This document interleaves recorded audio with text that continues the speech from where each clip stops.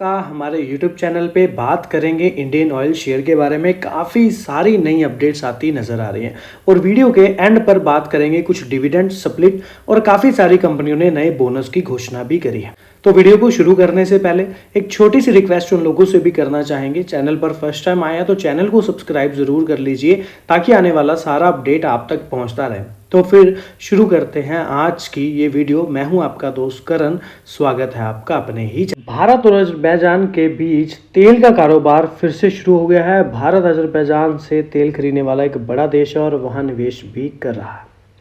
तो एक अच्छी अपडेट देखने के लिए मिल रही है, जहां पर कच्चा तेल दुश्मन के दोस्त से यानी कि पाकिस्तान का दोस्त अजरबैजान ने जो है ये भारत ने फिर से कच्चा तेल यहाँ पर शुरू कर दिया है खरीदना। और यहाँ पर ब्रेंट और क्रूड के प्राइसेस की बात करें तो $70 के नीचे ही देखने के लिए मिल रहे हैं, जो कि वेल एंड गुड है ऑयल मार्केटिंग कंपनियों के लिए। कहीं ना कहीं मार्जिन में एक अच्छी प्रॉफिटेबिलिटी में देखने के लिए मिल सकते हैं। एक अच्छा मार्जिन पेट्रोल डीजल के पीछे देखने के लिए मिल सकता है। अगर 70 के नीचे रहते हैं तो और भी वेल एंड गुड है। कहीं ना कहीं मार्जिन पर एक अच्छा इफेक्ट देखने के लिए मिलेगा। एक पॉजिटिव ही ये है हमारे लिए अगर ये 70 से नीचे कारोबार कर रहे हैं। यहाँ पर देखिए, गुजरात रिफाइनरी में 5,894 करोड़ रुपए के संयंत्र का भी उद्घाटन किया, यानी कि प्रधानमंत्री नरेंद्र मोदी ने गुजरात रिफाइनरी वडोदरा में इंडियन ऑयल के एक्रिक ऑक्सो अल्कोहल संयंत्र का वर्चुअल उद्घाटन किया। और इस निवेश से विकसित स्पर्शर में एक एक्रिलिक एसिड इकाई, ब्यूटिलाइक इकाई और काफ़ी सारी हाइड्रोजन उत्पाद इकाई शामिल है। इंडियन ऑयल द्वारा जारी एक विज्ञप्ति में भी कहा गया है कि एक संयंत्र रिफाइनरी प्रोपलीन को उच्च मूल्य वाले पेट्रोकेमिकल उत्पादों में परिवर्तन करेगा और जिन्हें तक बड़े पैमाने पर आयात किया जाता था। ये काफ़ी अच्छी अपडेट हमें यहाँ पर देखने के लिए मिल रही है, जहाँ पर इस अपडेट के बाद यानी कि स्वदेशी उत्पादन में आयात में भी एक कमी लाएगा और बहुमूल्य विदेशी मुद्रा की भी तो डाउनस्ट्रीम विनिर्माण को भी बढ़ावा देगा और वैश्विक पेट्रोकेमिकल क्षेत्र में भी भारत की प्रतिस्पर्धा को क्या करेगा, बढ़ाएगा। तो ये भी एक अच्छी अपडेट देखने के लिए मिली है, जहां पर 5,894 करोड़ रुपए के निवेश से विकसित एक इकाई को इस परियोजना के निर्माण से दौरान लगभग 27 लाख मानव दिवस रोजगार सृजित होगा और जिससे स्थानीय और क्षेत्रीय आर्थिक विकास में योगदान भी मिलेगा। और तो और ये वो रिफाइनरी है। इसके अलावा भी मैं आप लोगों को याद दिला दूं कि इंडियन ऑयल निवेश को बढ़ावा देता यहाँ पर नजर आने वाला है, जहां पर तेल दिग्गज 5 साल में 1.66 लाख करोड़ रुपए खर्च करेगी।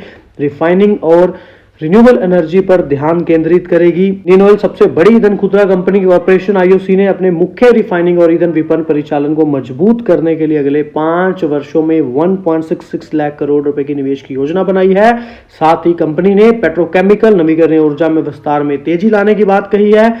चेयरमैन अरविंदर सिंह साहनी ने ऐसा यहाँ पर लास्ट अपनी मीटिंग में ये शब्द दोहराए थे। कंपनी की वार्षिक बैठक में शेयरधारकों को संबोधित करते हुए साहनी ने कहा कि पानीपत गुजरात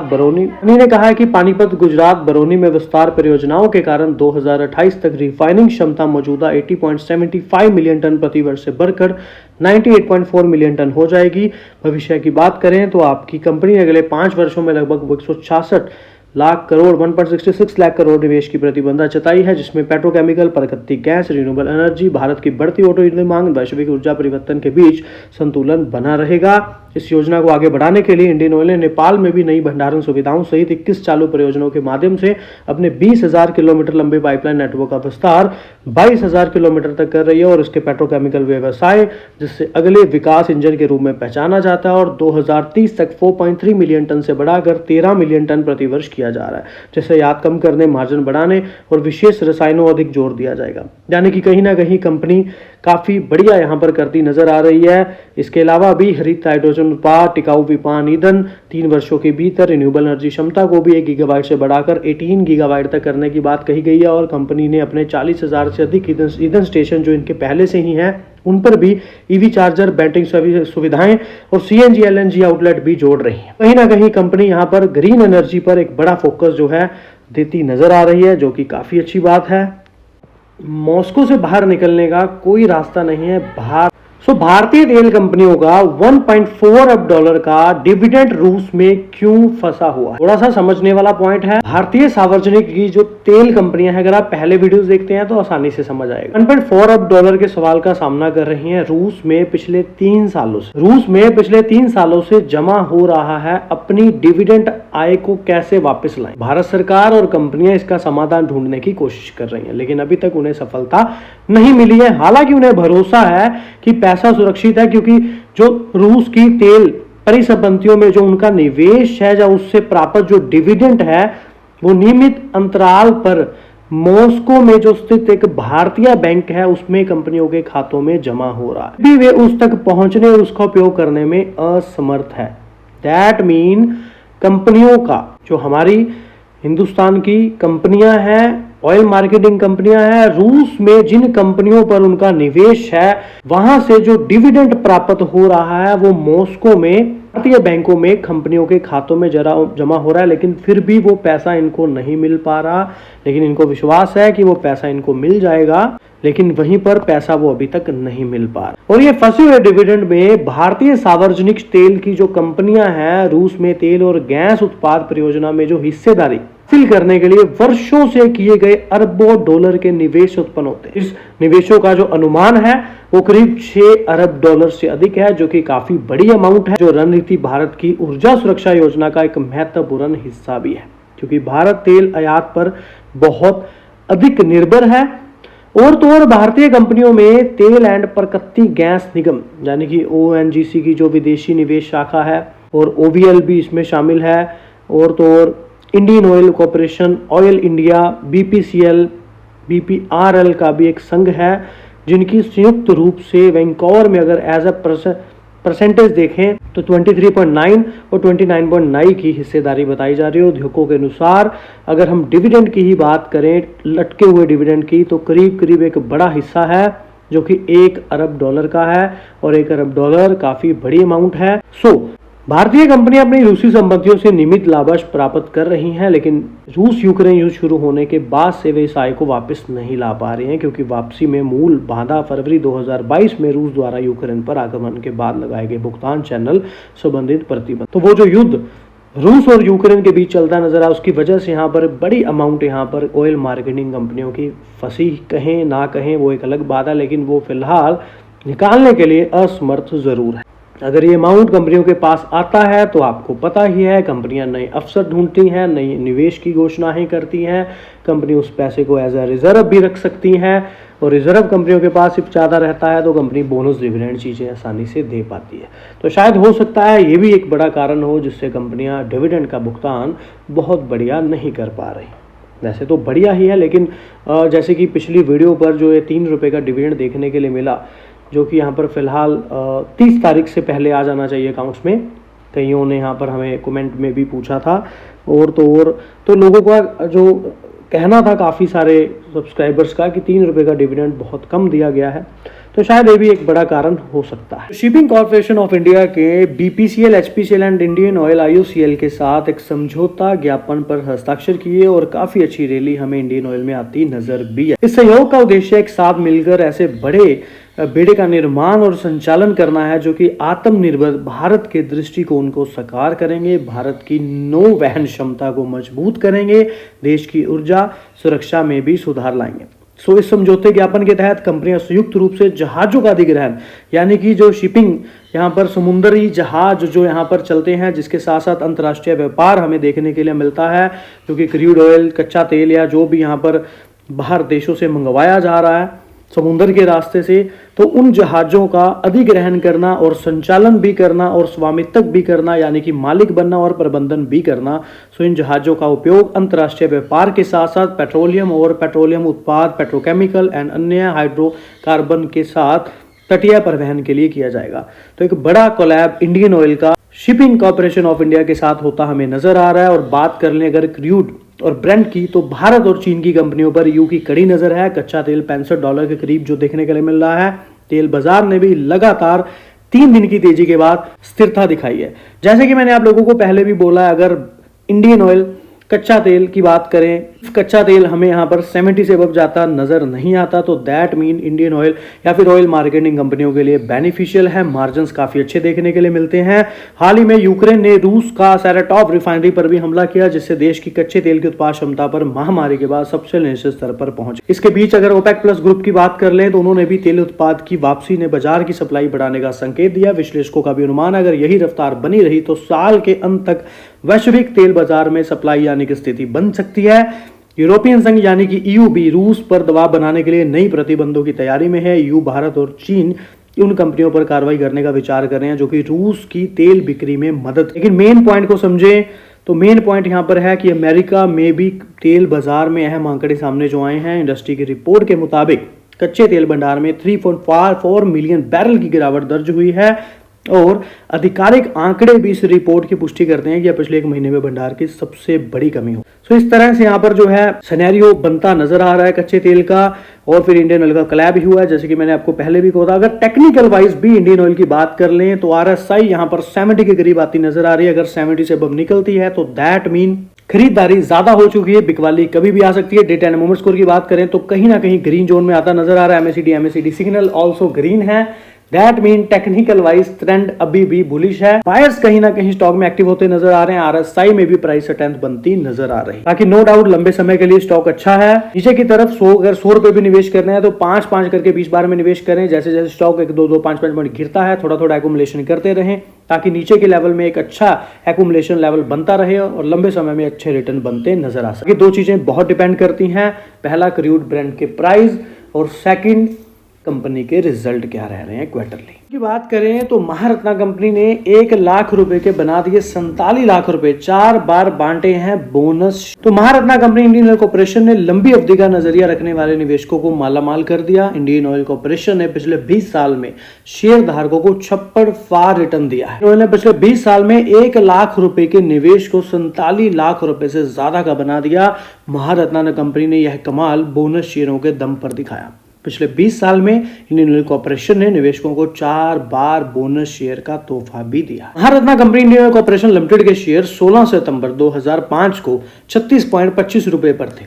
और अगर किसी व्यक्ति ने 16 सितंबर 2005 को इंडियन ऑयल कॉर्पोरेशन के शेयरों में 1 लाख रुपए लगाए होते तो उसी कंपनी के 2755 शेयर मिलते। यानी कि इंडियन ऑयल कॉर्पोरेशन ने पिछले 20 साल में अपने निवेशकों को 4 बार बोनस शेयर का तोहफा दिया। और अगर इन बोनस शेयरों को जोड़ लें तो कुल शेयरों की संख्या बढ़कर 33,060 पहुंच जाती है। और इंडियन ऑयल कॉर्पोरेशन के शेयर में 12 सितंबर यानी कि 2025 को बीएसए में 142.65 पर बंद हुए हैं। अगर उस हिसाब से 33,060 शेयरों को मौजूदा वैल्यू देखें तो 47 लाख से ज्यादा पहुंच जाती। पिछले 20 साल में अपने शेयर धारकों को 4 बार बोनस शेयर दिया। अक्टूबर 2009 में कंपनी ने निवेशकों को 1.1 के अनुपात में बोनस शेयर जारी किए। कंपनी ने हर शेयर पर 1 शेयर पर बोनस शेयर बांटा। फिर अक्टूबर 2016 और मार्च 2018 में भी कंपनी ने 1.1 रेशो में बोनस शेयर दिए। इंडियन ऑयल कॉर्पोरेशन ने जून 2022 में भी 1.2 के अनुपात में निवेशकों को बोनस शेयर दिए, यानी कंपनी ने हर 2 शेयर पर 1 बोनस शेयर बांटा है।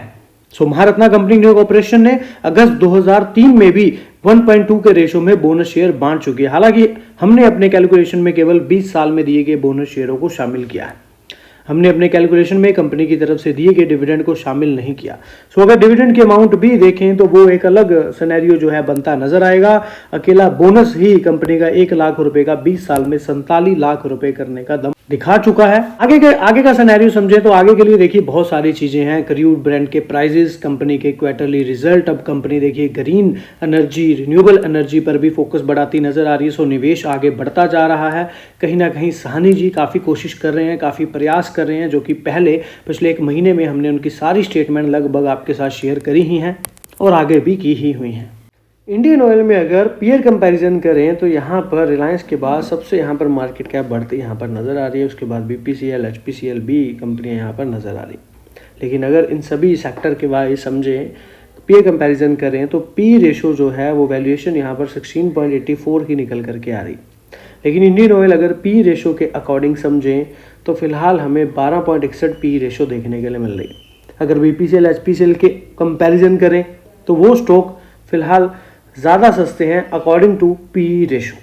अगर इंडियन ऑयल की बात करें वैसे तो 10 से नीचे अगर पी रेशो तो वेल एंड गुड रहता है। तो कहीं ना कहीं अगर पी रेशो के अकॉर्डिंग ही समझें तो थोड़ा सा स्टॉक अभी भी महंगा है, लेकिन ऑल ओवर स्ट्रक्चर समझें तो यहाँ पर एक करीब करीब बहुत ज़्यादा महंगा नहीं है। इसके अलावा समझे तो कंपनी के पास इन एवरी ईयर एक अच्छे रिजर्व बनते नजर आ रहे हैं। देखिए कंपनी का रिजर्व हमें बढ़ता नजर आ रहा है। मार्च 2024 से मार्च 2025 में बहुत ज़्यादा ग्रोथ तो नहीं हुई रिजर्व में, लेकिन ग्रोथ हुई है। समझे तो रिजर्व अगर कंपनी के पास अच्छा रहता है तो कहीं ना कहीं बोनस डिविडेंड चीजें देनी आसान रहती है कंपनी। शेयर होल्डर्स की बात करें तो मार्च के बाद जो एक गिरावट देखने के लिए बाजार में मिली थी, उसके बाद काफ़ी ज़्यादा यहाँ पर रिटेल ने भी जो है माल निकाला है। उसके अलावा यहाँ पर DI की होल्डिंग तो आपके सामने ही है, काफ़ी अच्छा स्टेक बढ़ता नजर आया है। कहीं ना कहीं FII ने भी अपना स्टेक स्टॉक में बढ़ाया है, यानी कि समझा जाए तो सिर्फ पब्लिक ही यहाँ से निकलती नजर आई है। DI ने और FI दोनों ने ही स्टेक बढ़ाया इंडियन ऑयल में। जून तक जो डाटा अपडेट है, नंबर ऑफ शेयर होल्डर्स कम हुए हैं क्योंकि आपके सामने ही है, पब्लिक का डाटा कुछ कम होता नजर आया है। वहीं पर अगर मैं थोड़े से फ्यूचर प्लान आपके साथ डिस्कस करूं इंडियन ऑयल के इंडियन ऑयल भविष्य की ऊर्जा की जरूरतों को पूरा करने के लिए अपने परिचालन का विस्तार भी कर रही है, जिसमें रिफाइनरी क्षमता में वृद्धि करना, पेट्रोकेमिकल में भी विस्तार करना, हाइड्रोजन, सस्टेनेबल एविएशन फ्यूल जैसे ग्रीन एनर्जी प्रोजेक्ट्स में भी एक भारी निवेश शामिल है। सो कंपनी पानीपत में भी एक प्रमुख ग्रीन हाइड्रोजन प्लांट लगा रही है, जो भारत का पहला ग्रीन हाइड्रोजन प्लांट होगा, जो कि 2046 तक आपको पता है नेट शून्य उत्सर्जन प्राप्त करने का लक्ष्य रखती है, गवर्नमेंट का एम है। और तो और थोड़ा सा डीप समझे तो पारादीप रिफाइनरी की क्षमता बढ़ाने की बात यहाँ पर करी जा रही है, जहाँ पर 15 मिलियन टन प्रति वर्ष से बढ़ाकर 25 MTPA की जाएगी और एक नेफ्ता क्रैकर इकाई स्थापित भी की जाएगी। फिर पानीपत में एक अत्याधुनिक 10 KT ग्रीन हाइड्रोजन प्लांट स्थापित किया जा रहा है, जो भारत का पहला होगा। ओडिशा के भी पारादीप में एक पेट्रोकेमिकल कॉम्प्लेक्स का निर्माण भी किया जा रहा है। और तो और company renewable energy, green energy, SAF पर भी, हाइड्रोजन में भी, ग्रीन हाइड्रोजन में भी विस्तार कर रही है। इसके अलावा कंपनी अपनी पाइपलाइन नेटवर्क को भी 22,000 किलोमीटर तक विस्तारित करने की योजना बना रही है। इसके अलावा EV चार्जर और CNG LNG आउटलेट के साथ अपने खुदरा नेटवर्क का विस्तार किया जा रहा है। 2040 तक शुद्ध शून्य परिचालन उत्सर्जन प्राप्त करना, जीवाश्म ईंधन से दूर, एक चुस्त और भविष्य के लिए तैयार रहना। और 2030 तक पेट्रोकेमिकल क्षमता को भी 13 मिलियन टन से अधिक करना। इंडियन ऑयल का यह विस्तार योजना भारत की ऊर्जा सुरक्षा को मजबूत करने और देश के ऊर्जा परिवर्तन में योगदान देने के लिए डिजाइन की गई है, जिसका मतलब साफ है कि एक बड़ी इन्वेस्टमेंट, भारी निवेश यहाँ पर आता हमें नजर आएगा। इंडियन ऑयल के शेयर टारगेट की बात की जा रही है। इंडियन ऑयल के विश्लेषकों ने खरीदने की सलाह दी। समझे तो 18 हाउस अवधेश से बात करते हुए पृथ्वी फिनमार्ट के AVP head technical equity research हैं हरीश चुचार्य जी, उन्होंने शेयर खरीदने की सिफारिश की है। इंडियन ऑयल को अगर ट्रेडिंग के नजरिए से देखें तो बाजार विशेषज्ञ ने कहा है कि ऊर्जा क्षेत्रों के शेयर में निकट भविष्य में तेजी जारी रह सकती है और इंडियन ऑयल अच्छी गति खरीद हो सकती है। व्यापारिक दृष्टिकोण से अगर मूल्य की बात करें, टारगेट की बात करें इंडियन ऑयल की, तो बाजार जो विशेषज्ञ हैं, एनालिसिस है, उनके द्वारा शेयरों का भाव जो है 152 से 155 रुपए तक की बात कही गई है और 139 के स्टॉप लॉस के साथ उन्होंने यहाँ पर टारगेट की बात रखी है। वहीं पर इंडियन ऑयल के डिविडेंड की बात कर लें तो काफ़ी लोगों को ये डिविडेंड कब आता नजर आएगा, तो 30 सितंबर से पहले जो है डिविडेंड आता नजर आ सकता है अकाउंट्स। वहीं पर समझे तो कंपनी में अगस्त में 3 रुपए का डिविडेंड और फिर उसके अलावा इंडियन ऑयल ने जुलाई 2024 में भी 7 रुपए का डिविडेंड दिया और 2023 में इंडियन ऑयल ने 2 मौकों पर जो है डिविडेंड दिया था, जो प्रत्येक शेयर पर कुल 8 रुपए। फंड का चुकाने वाला डाटा आ चुका है, जहां पर अगस्त मंथ का कुछ डाटा अपडेट हुआ है। यहाँ पर फिलहाल सितंबर चल रहा है और 2-3 दिन तक और प्रॉपर यहाँ पर अपडेशन देखने के लिए मिलेगी, लेकिन फिलहाल समझें कि अगस्त मंथ में क्या हुआ है। तो 56 म्यूचुअल फंड ने फिलहाल बाइंग की है, 11 म्यूचुअल फंड ने बेचा है, 2,06,12,000 स्टॉक्स का चेंज आया है। और इस चीज़ को समझने के लिए कोशिश करें तो मार्च, अप्रैल, मई, जून यानी कि 4 महीनों में कंटिन्यूसली इंडियन ऑयल में बाइंग आती नजर आई है। जुलाई मंथ की बात करें तो कहीं ना कहीं प्रॉफिट बुकिंग देखने के लिए मिली थी, जब इंडियन ऑयल ने 156 के करीब लेवल को टच किया था, 150 से 156 तक के लेवल को टच किया था। लेकिन वहीं पर अगर मैं टोटल खरीदारों की बात करूं तो कोटक आर्बिट्रेज फंड ने काफ़ी अच्छी खरीदारी करी है, 65 लाख स्टॉक से ज़्यादा की क्वांटिटी बाई करी है और ऑलरेडी इनके पास पहले भी काफ़ी अच्छी क्वांटिटी थी। ICICI prudential large cap fund ने भी 65 लाख के करीब स्टॉक्स की बाइंग करी है, ऑलरेडी इनके पास 39.5 लाख स्टॉक्स पहले भी थे। ICICI प्रूडेंशियल इंफ्रास्ट्रक्चर फंड ने भी 44.5 लाख स्टॉक की नई बाइंग करी है। ICI Prudential business cycle fund, ICI Prudential India opportunity fund, इन्होंने भी यहाँ पर 23 लाख 16.5 लाख के करीब क्वांटिटी बाई करी है। बिकवाली की बात करूँ तो क्वांट मल्टी एसेट ने बेचे हैं 24.5 लाख स्टॉक। फिर quant momentum fund, quant commodity fund, इनके द्वारा भी 16-17 लाख और 3,65,000 स्टॉक्स बेचे गए।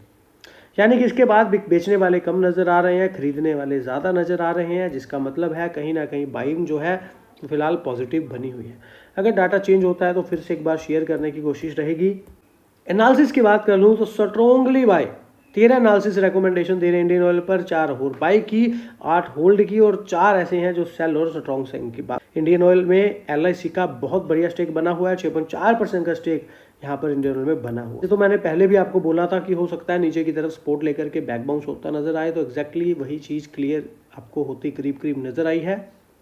साहनी जी ने AGM मीटिंग जो 30 अगस्त को देखने के लिए मिली है, और साथ में जो डिविडेंड है, डिविडेंड जो है वो यहाँ पर 30 सितंबर से पहले पहले अकाउंट्स में आ जाना चाहिए। दूसरा पॉइंट समझे तो साहनी जी ने यहाँ पर 30 अगस्त को जो मीटिंग हुई है, जो आंकड़े आए हैं उसके अकॉर्डिंग उन्होंने बहुत बढ़िया स्टेटमेंट दी हैं, जबरदस्त बयान आए हैं। उन्होंने कहा है कि यह सब सख्त पूंजी अनुशासन द्वारा समर्थित है, जिससे सुनिश्चित होता है, जिससे ये तय होता है कि प्रत्येक निवेश दीर्घकालिक मूल्य पैदा करता है, इंडियन ऑयल के भविष्य के लिए तैयार रखता है। साहनी जी जब से CEO बने हैं तब के बाद से बहुत बढ़िया जो है एक बिजनेस की रणनीति बनाई जा रही है, और ठीक है अभी तक हम ये नहीं कह सकते कि ये एक्शंस में परिवर्तित किया जा रहा है, लेकिन अभी आपको पता है भू राजनीतिक जो ये चीजें, जो अस्थिरता बनी हुई है देश में या फिर अदर कंट्रीज में युद्ध को लेकर के, फिर अब ट्रेड वॉर का अलग सिनेरियो चलता नजर आ रहा है, लेकिन कहीं ना कहीं साहनी जी ने जो अपने अपने थॉट्स यहाँ पर हर बार जो इनकी स्टेटमेंट आती है हम आपके साथ शेयर करते हैं, तो कहीं ना कहीं एक उच्च बिजनेस मॉडल की, एक उच्च कंपनी को आगे लेके जाने वाली वो चीजें इनमें नजर आती हैं। मुझे ऐसा लगता है, आपको क्या लगता है आप भी बता सकते हैं। तो कंपनी ने बनाया अगले 5 साल का प्लान। क्रूड रिफाइनिंग बढ़ेगी, 1.66 लाख करोड़ का निवेश होगा।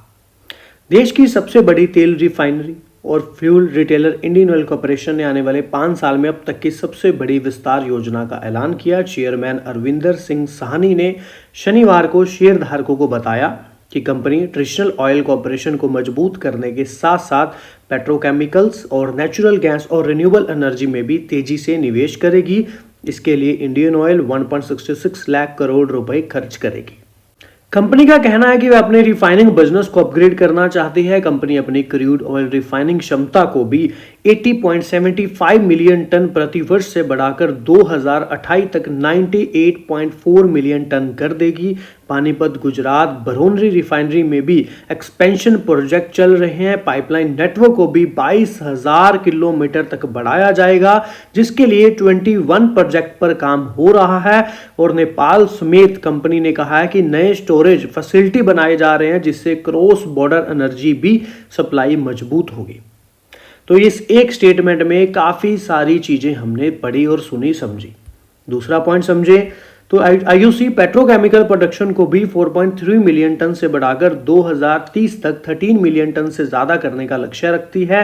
खास फोकस स्पेशलिस्ट जो केमिकल्स हैं उन पर होगा। भारत में भारी आयात निर्भरता है और कंपनी के 40,000 से तो ज्यादा भारत में पेट्रोल पंप हैं वो अब मल्टी एनर्जी हब में भी बदलेंगे, जहां EV charging, battery swapping, CNG LNG dispatching और अन्य सेवाएं मिलेंगी।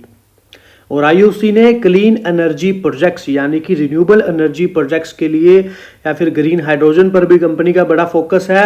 2.5 लाख करोड़ रुपए का बजट तय किया है। लक्ष्य है कि 2040 तक तो नेट जीरो ऑपरेशन एमिशन हासिल किया। सो ये एक बड़ी स्टेटमेंट हमें यहाँ पर देखने के लिए मिली है, जहां पर साहनी जी ने सख्त पूंजी अनुशासन द्वारा एक पॉइंट लिया। साथ में अगर और थोड़ा समझे तो प्राकृतिक गैस और अन्य व्यवसायों में भी वृद्धि की बात कही गई है। 20% की वृद्धि हुई है। प्राकृतिक गैस क्षेत्र में सालाना 7.9 मिलियन टन हो गया है। 21 राज्यों में और 49 भौगोलिक क्षेत्रों में फैला हुआ है, जो कि भारत की 21% आबादी को कवर करता है। ऊर्जा के अलावा भी इंडियन ऑयल ने नए अवसरों का लाभ उठाने के लिए विस्फोटक, क्रायोजेनिक्स और शिपिंग इंफ्रास्ट्रक्चर में भी विस्तार किया है। जी ने यह भी कहा है कि रूस यूक्रेन संघर्ष से लेकर मध्य पूर्व में शांति और अमेरिका में व्यापार बाधाओं तक भू राजनीतिक तनावों के बीच ये चुनौतियां पैदा की हैं और इंडियन ऑयल 2024-25 में 10 करोड़ टन से अधिक की रिकॉर्ड बिक्री हासिल की, जिससे इसके विशाल खुदरा नेटवर्क, पाइपलाइन और 15 करोड़ घरों तक पहुंचने वाली एलपीजी का समर्थन पर एक अच्छी स्टेटमेंट साहनी जी द्वारा इन फ्यूचर ऐसी स्थितियों में दी गई है, जो कि एक बढ़िया बात है। लेकिन जैसे कि मैंने आपको इंडियन ऑयल पर लास्ट वीडियो में डिस्कस किया ही था स्टार्टिंग में पहले 5 मिनट की वीडियो में, कि आगे मुझे क्या लगता है कैसा सिनेरियो देखने के लिए मिल सकता है। चलिए, बहुत बार ऐसा हुआ है कि मैंने आप लोगों को बताया है कि 85% भारत अपनी ज़रूरतों का जो आयात है वो कच्चे तेल से करता है, ज़रूरतों को पूरा। लेकिन अब क्या पॉइंट्स हैं ऐसे जिनसे पता चलता है कि क्या यूज़ होता है कच्चे तेल से। तो सबसे पहला पॉइंट, पेट्रोल। गाड़ियाँ, ईंधन, बाइक चलाने में मदद करता है, रिफाइनरी में हल्के तेल से निकाला जाता है। दूसरा, डीजल। इसके अलावा कैरोसिन पर भी यहाँ पर बात की गई है, जहाँ पर ज़्यादातर जो हवाई जहाज हैं जिसके जेट ईंधन से उड़ते हैं, और पुरानी देहाती लालटेन और छोटा रूम हीटर भी इसका यूज़ होता है। इसके अलावा एलपीजी में भी खाना बनाया जाता है, घर में गर्मी दी जाती है, गैस चूल्हा, गर्म पानी का गीज़र, ट्रैकिंग के लिए छोटा स्टोव। तो ये सारी चीज़ें कच्चे तेल की ज़रूरत इनमें रहती है। प्लास्टिक की बात कर लें, बोतल, थैला, खिलौने जैसे सामान प्लास्टिक से बनते हैं और कच्चे तेल से आता है और बहुत मजबूत होता है। कोका कोला की बोतल, बाजार का प्लास्टिक बैग, बच्चों का हॉट व्हील्स खिलौना। और एस्फॉल्ट की बात करें तो सड़कें भी बनती हैं, जो हाईवे बनती हैं, जो काला पदार्थ इस्तेमाल होता है, जो कच्चे तेल का भारी हिस्सा है। इसके अलावा रबड़, टायर, जूते, खेल के सामान बनाने के लिए भी सिंथेटिक रबड़ बनता है, जो कच्चे तेल से आता है, जैसे कि सीएटी टायर, नाइकी के रबड़ शूज़, फुटबॉल की रबड़ पर।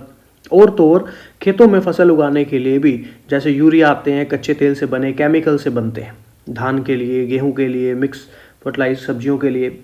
तो कच्चा तेल इसीलिए हमारे लिए बहुत ज़रूरी है। देखिए, दवाइयाँ और केमिकल, साबुन, डिटोल तक जैसी है, $650 उदाहरण के लिए। तो ये सारी चीज़ें देखिए तेल से ही बन रही हैं।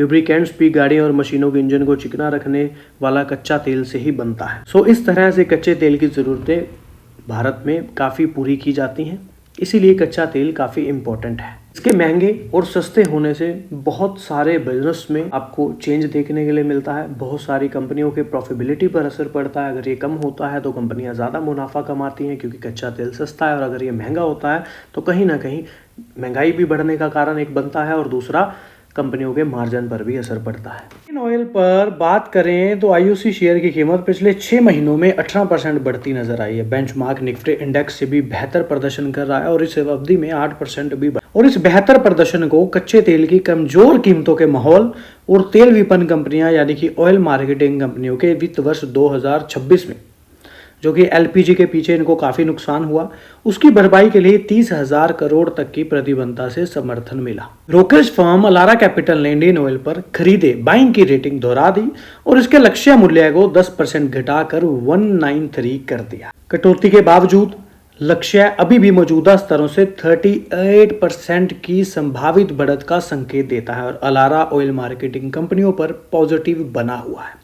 वित्त वर्ष 26 में कच्चे तेल की कीमतें $70 प्रति बैरल से नीचे रहने की उम्मीद का हवाला दे रहा है, और इसका दृष्टिकोण मजबूत दीर्घकालिक एकीकृत मार्जिन पर भी आधारित है, और पिछले 5 वर्षों में औसतन 2900 टन प्रति की तुलना में 3500 प्रति टन से अधिक अनुमानित है।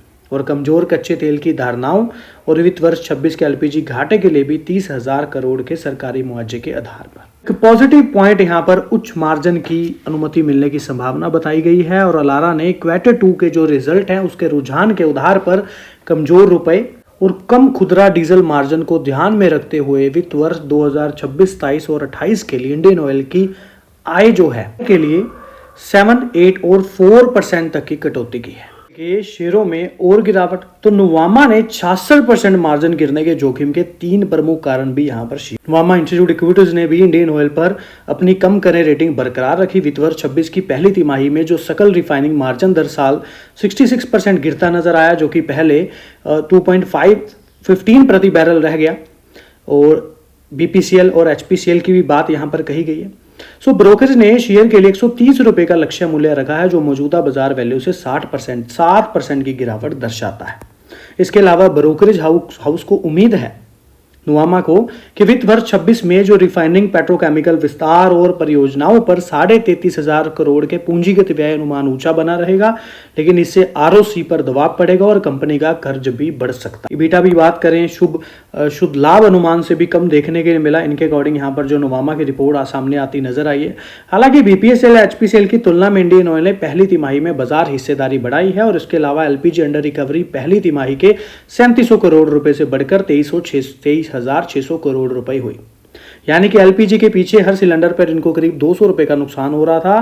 तो अगर पहले वाले की बात करें तो 3700 करोड़ रुपए रिकवरी हुई थी, लेकिन इस बार कंपनी ने 23,500 करोड़ की रिकवरी की है और LPG क्षतिपूर्ति पर अधिक जानकारी का इंतजार है। और नुवामा के एक शोध नोट में भी लिखा है कि अगर निकट भविष्य की बात कर लें तो रिफाइनिंग मार्जिन कमजोर होने और LPG अंडर रिकवरी और पेट्रोकेमिकल सेगमेंट में भी कमजोरी के कारण इंडियन ऑयल की अधिकतम आय पीछे छूट गई है और ऊंची पूंजीगत व्यय चक्कर के कारण रिटर्न अनुपात भी कम रहेगा और जोखिम प्रतिफल अनुपात प्रतिकूल। सो ऑल ओवर मिक्सअप सी एक अपडेट यहाँ पर है। कुछ चीजों पर उन्होंने पॉजिटिव बातें करी हैं, कुछ चीजों पर उन्होंने नेगेटिव पॉइंट। इसके अलावा समझिए तो अमेरिका टैरिफ की धमकियों के बीच इंडियन ऑयल BPCL ने रूसी तेल खरीदना फिर शुरू किया, क्योंकि यहाँ पर एक मजे की बात यह है कि जो छूट थी वो $2 पहले 1.5 करीब थी, फिर 2.5 हुई, अब $3 प्रति बैरल हो गई है राइटर्स के अनुसार, जिससे भारतीय रिफाइनरों की रुचि फिर से बढ़ गई है और चीन ने भी खरीदारी बढ़ा दी है, जिससे रियायती बैरल के प्रति प्रतिस्पर्धा भी बढ़ गई है। ये एक अच्छा पॉइंट है कि रूस ने जो है छूट कच्चे तेल पर $3 प्रति बैरल गई है। जैसे जैसे आप आगे तक न्यूज़ देखेंगे, समझेंगे, आगे तक वीडियो देखेंगे, तो यहाँ पर आप रेगुलर देखते हैं तो फिर आपके लिए बहुत आसान समझ आएगा।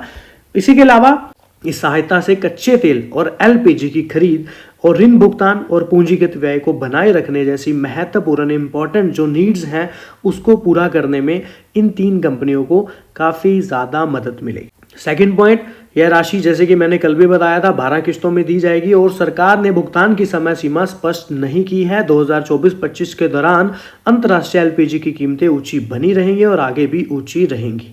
JM फाइनेंशियल की अगर गणना की बात करें तो वहां से पता चलता है कि 30,000 करोड़ रुपए में से इंडियन ऑयल को 14,500 करोड़ मिल सकता है अगर प्रेजेंटली बाजार के पूंजीकरण यानी कि 7.3% के बराबर पॉइंट को समझे तो। HPCL को 7,900 करोड़ और BPCL को 7,600 करोड़ की बात यहाँ पर कही जाए। इसके अलावा इंडियन ऑयल पर मेन अपडेट ये है कि JM फाइनेंशियल ने अपनी रेटिंग को सेल से बढ़ाकर होल्ड पर कर दिया है और एक उचित जो है टारगेट का हवाला देते हुए 135 का टारगेट रखा है। और इसके अलावा 2027 वित्त वर्ष के मूल्य से पुस्तक मूल्य यानी कि 0.9x पर कारोबार कर रहा है और अगले 12 महीनों में 18 MMTPA 25% यानी कि अपनी जो रिफाइनिंग है, जो इनकी फैक्ट्रियां हैं, उनकी क्षमता का विस्तार करना भी इस बीच मजबूत अर्निंग की वृद्धि की उम्मीद JM फाइनेंशियल को दिखती इंडियन ऑयल में नजर आ रही है। आपको क्या लगता है आप भी कमेंट करके जरूर बता सकते हैं। इसके अलावा देखिए डिविडेंड तो यहाँ पर कंपनी ने फिलहाल 8 अगस्त की रिकॉर्ड डेट थी ही, फाइनल डिविडेंड अनाउंस कर ही दिया। मजे की बात यहाँ पर यह है कि life insurance corporation of India यानी कि DI की कैटेगरी में देखें तो LIC ने काफी अच्छा स्टेक इंडियन ऑयल में बनाया और भी काफी सारी खरीदारी इंडियन ऑयल में LIC द्वारा करी गई है, जिससे वजह से 6.4% का स्टेक या शेयर्स यहाँ पर इंडियन ऑयल पे LIC के पास है।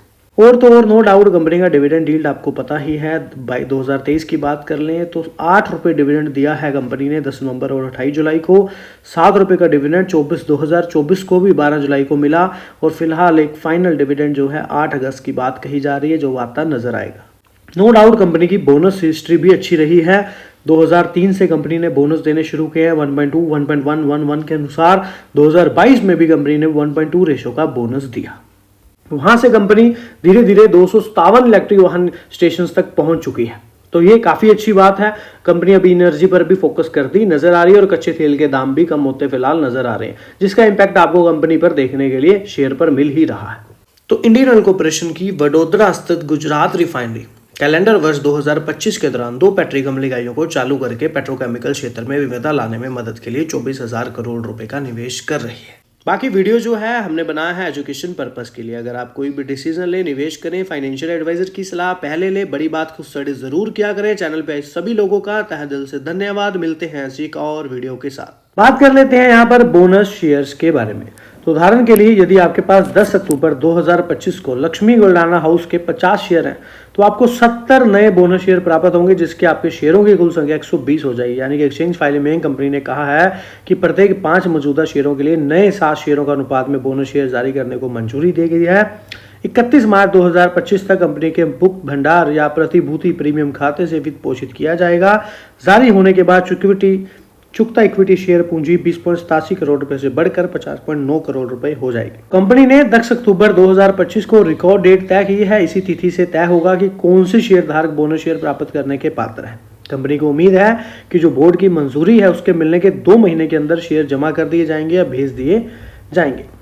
तो लक्ष्मी गोल्डाना हाउस लिमिटेड ने 7.5 के अनुपात बोनस की जो है घोषणा की है।